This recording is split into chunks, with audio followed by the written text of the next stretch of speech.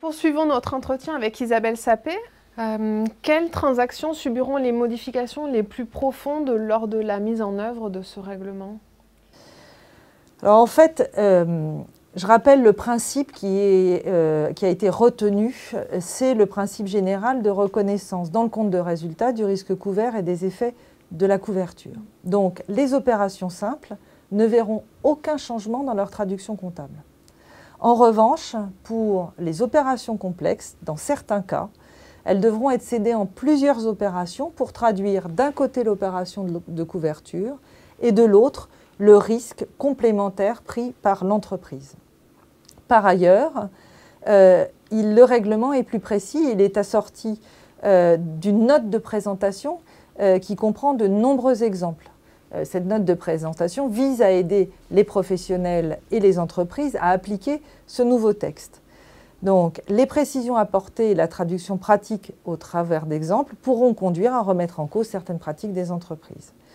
Et donc voilà, c'est parce que dans certains domaines, le silence des textes avait conduit à trouver des solutions qui ne sont plus conformes au nouveau texte.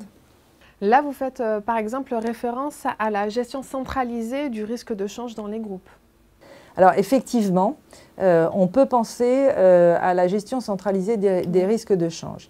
Parce que dans la pratique, les opérations en devises sont souvent comptabilisées comme si elles étaient libellées en euros, donc sans risque de change, lorsqu'elles sont garanties par une centrale de trésorerie. Le risque de change est implicitement considéré comme totalement transféré à la centrale de trésorerie. Cette comptabilisation directe à un cours garanti, puisqu'on comptabilise l'opération en euros, va être modifiée avec le règlement qui en fait conduit à reconnaître l'opération au cours de jour de sa réalisation et d'enregistrer par ailleurs les effets de la couverture. Donc pour les opérations qui sont totalement couvertes et où le risque a totalement été transféré à la centrale de trésorerie, il n'y aura pas de changement au niveau du compte de résultat. En revanche, si le risque n'était pas totalement transféré à la centrale de trésorerie, alors la présentation des opérations et le timing de reconnaissance des effets de change pourront être modifiés par rapport à ce qui se passe aujourd'hui.